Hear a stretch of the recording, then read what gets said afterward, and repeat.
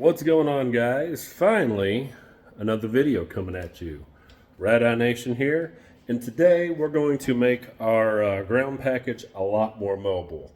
We will be putting casters on our 24-inch by 24-inch Trustt base plates.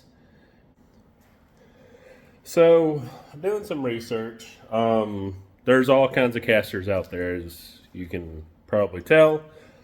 I wanted to do this somewhat cheaply, but somewhat reliably. I know those probably two don't go in the same sentence. There are cheap casters out there. I don't recommend them. You can also buy some through ProX, Penelcom or Panelcom, whatever that website's called.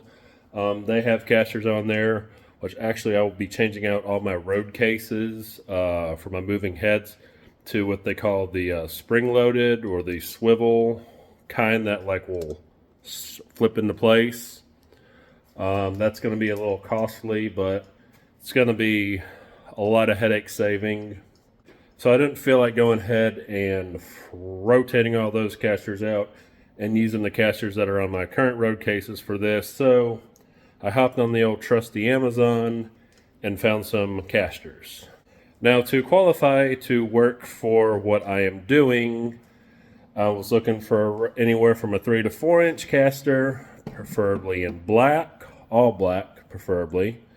Non-marring, that nylon stuff, and that the entire set has locks, and that they're at least rated to 300 pounds, or at least 200 pounds a piece. And also that the bottom of the wheel itself is flat for the most part. Because some of them, they kind of are beveled and kind of have a really small surface contact. I needed as much surface contact as possible. Now this will be on a actual stage. It's not going to be some hodunk wooden POS pallet thing that we've done in the past or setting on a trailer.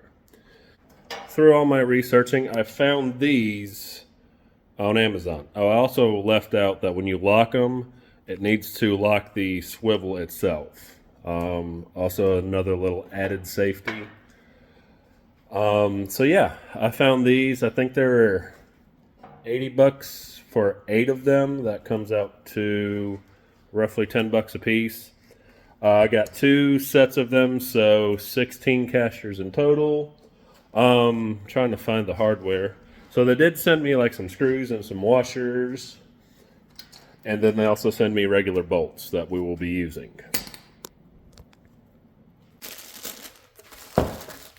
So I guess you already know what they look like. So when you get them, they come in individual bag. You get 2 bags, 16 in each. Your nuts and bolts. Then here are the screws I was telling you about with the washers. These washers will not fit on those, so it is what it is. Alright, so I recommend when you do this to put a piece of styrofoam down or something so you're not screwing up your trussing while working on this. You could probably do just with the base plate itself, but I do value my back, and bending over right now will not be worth it for me. And plus I already had these mounted on these 1 meter trussing. So what I'm going to do is I'm going to go around, basically line this caster up with the edge in the center of these factory holes. Take my handy dandy Sharpie, mark it all the way around.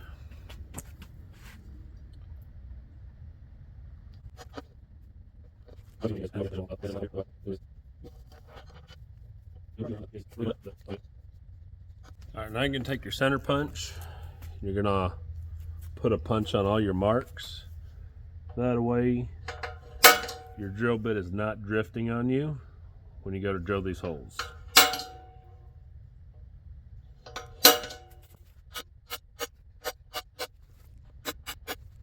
I'm going to start off with a 5/32 drill bit. These holes are 1/2 inch, and we're going to work our way up to that.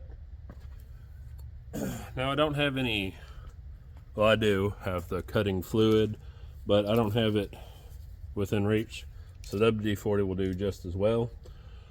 I like to spray the surface and then spray my bit before each cut.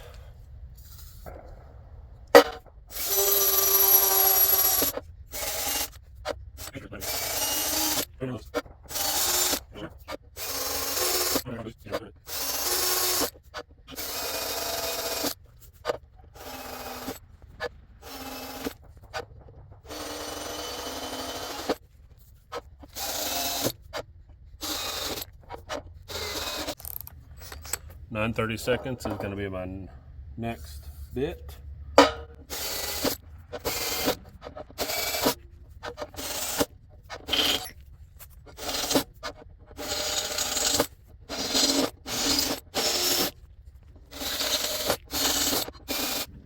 My next size is a 3/8.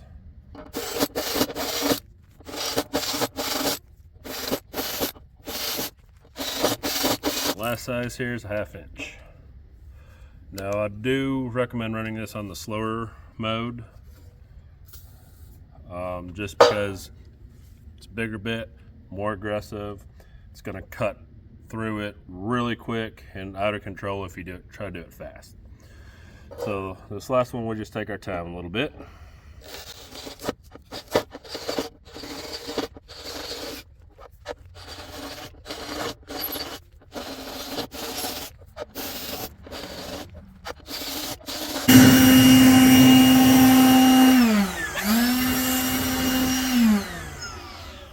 I would do this in the shop, garage, whatever you want to call it, but metal shavings and a nice epoxy floor don't mix. Now what I'm going to do is just burr all these down, that way I don't cut myself or damage anything in the process of transporting these. We're going to do the bottom side, then I'm going to go in where I have a little more light, and this is up a little higher, and do the top side.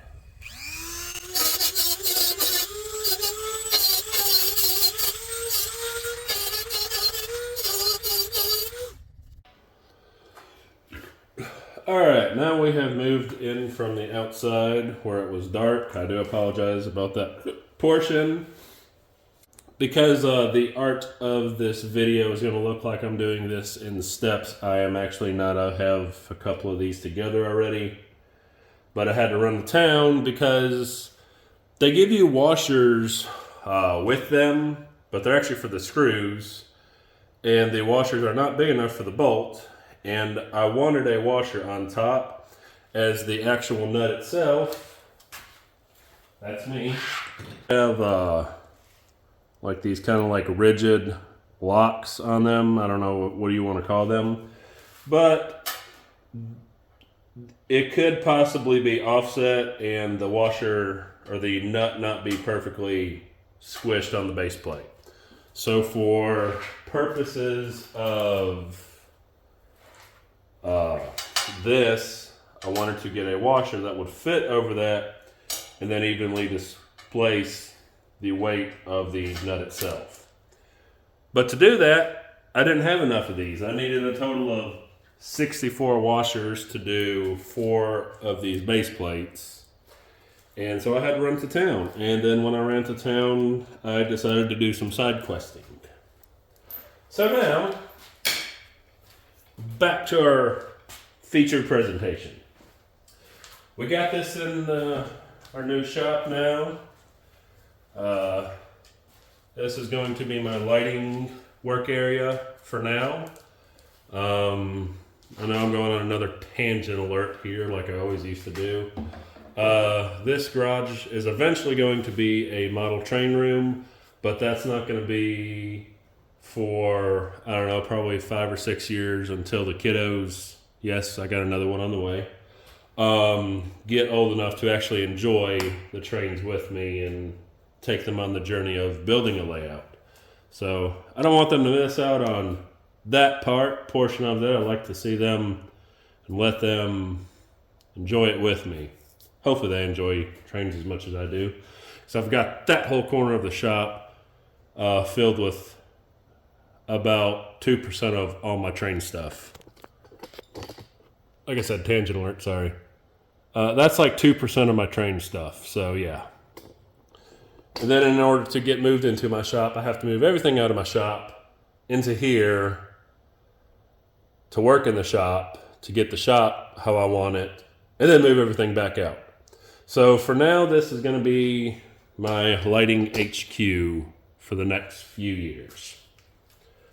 So like I said, off of that tangent, now back to our featured presentation. Once again, hopefully no more stupid ads by me. All right, so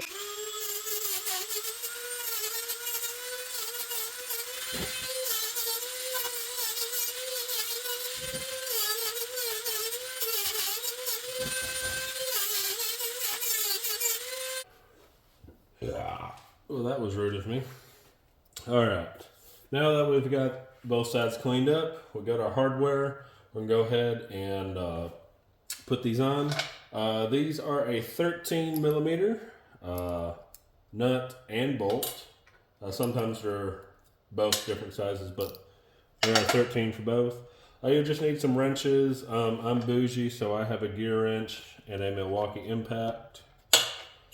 I use this on the trails. By the way, if you enjoy some of the stuff I do and the content I create, look up my other channel. It's called Dysfunctional Garage. I do off-roading stuff.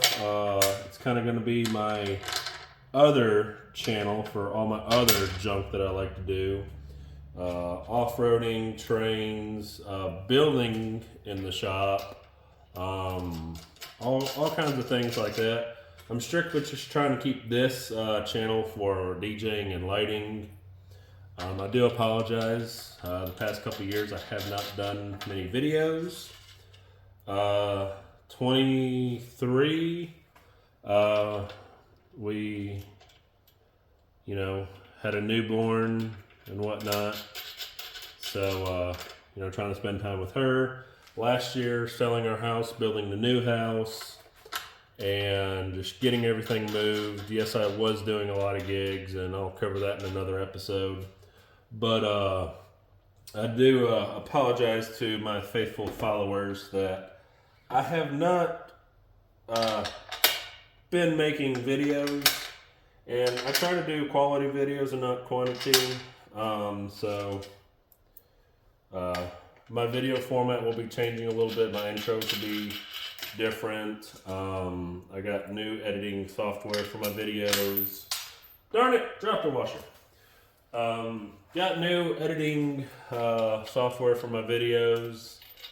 So yeah. Here we are. So obviously I'm just kind of doing these by hand tightening these. And then I'll kind of center them up. Personally, I do believe there is a top and a bottom of the washer. I know there's a big argument out there. Some people say there's tops and bottoms, some say they're not. But personally, I consider the bottom of the washer, the flat portion, and the top of the washer where it's kind of beveled and kind of smooth. So I put the flat portion against my material, the beveled edge against the nut itself. So what I'm doing before I hand tighten these, is as you can see, I kind of got some play in here. I didn't want to drill these just for these bolts, because when these are off, you're going to see 3 holes one size, 1 hole the other size. My OCD did not like that. My OCD also don't like that I have the base plates going this way with the holes, and then 2 going this way against the holes. So I wish I would have paid more attention to that, but that's on me. So what I'm doing is I'm actually moving these to the center as possible. Gonna kind of hold it and then tighten them-ish by hand. And then also making sure they're kind of squared up. They make tools called a tape measure and a ruler for this. I've got a digital caliper, but yeah, I'm not about that today. So I got this on the lowest setting. I'm gonna hold pulled our bolt. Just kind of hit our nut on there.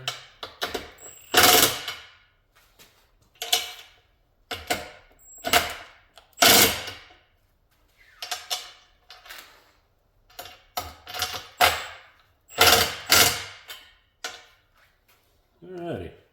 Now if this was something I'm going to permanently leave on, I'd probably put some Loctite on there, but since these are going to be like coming off and being put on as the show calls for it, I'm just kind of winging it, as I always do.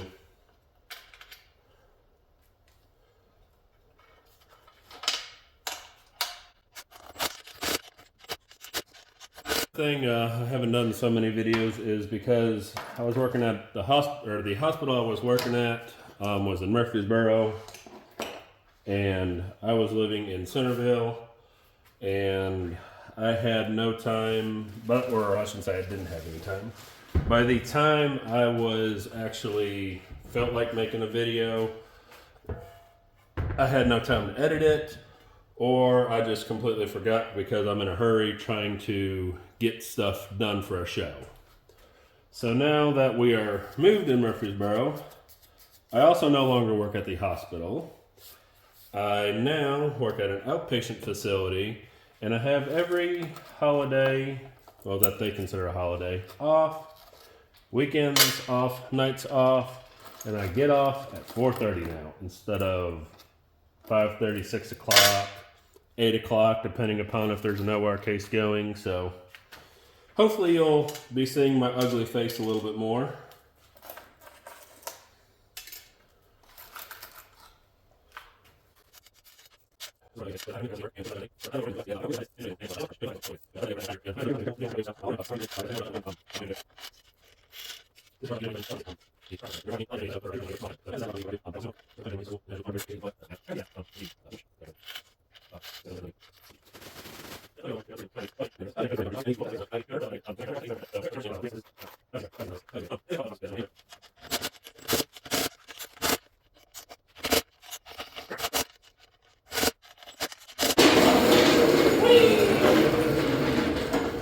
Alright guys, well, that's how I make my new mobile truss towers.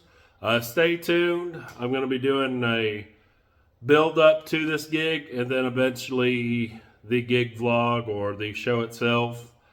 So yeah, so please join me on this journey as we go through my brain and how I program stuff and figure out what I use for my shows and whatnot. So till next time, Rad-I-Nation signing off.